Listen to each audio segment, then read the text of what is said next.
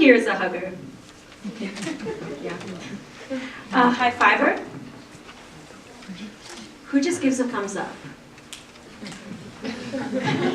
Are you the hugger or the huggee? Do you give the high fives or do you receive them? Do you initiate or do your friends? Well, I have a confession to make. I have a really big problem. Too big almost. Okay, are you ready? I am needy. I cry a lot. And I cannot stand being called out on any of these things. Okay, I'm free, right? Let's go back a little bit. I think this became my problem when I was little. My dad wouldn't let me stay home with anyone, so I had to go to daycare, which was something I absolutely hated.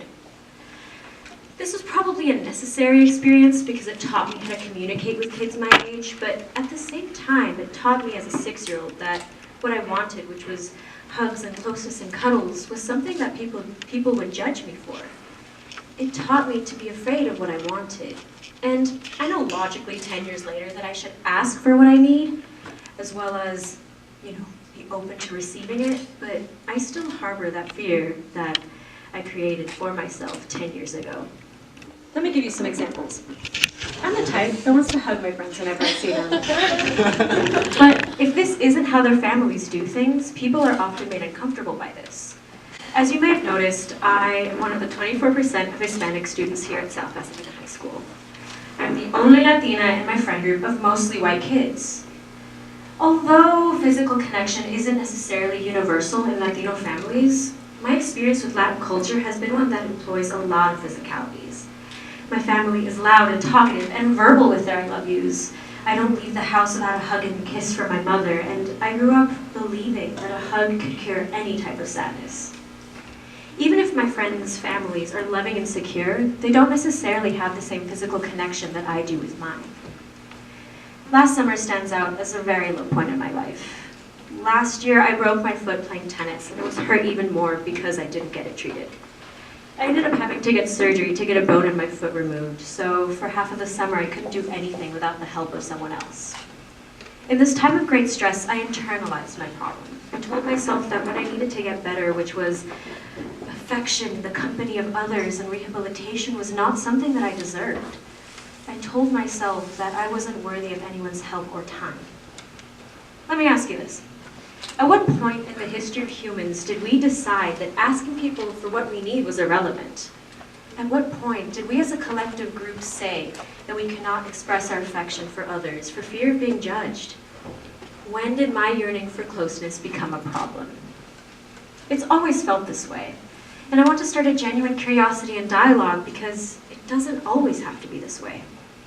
So yes, I've talked a lot about my personal problems, how I felt like I'm needy, how I'm afraid I'll be needy, how I've actually been needy. And at this point, you're probably thinking, can she just stop saying that word, please? Everything would be so much better if she just stopped. Or can we just please change the subject?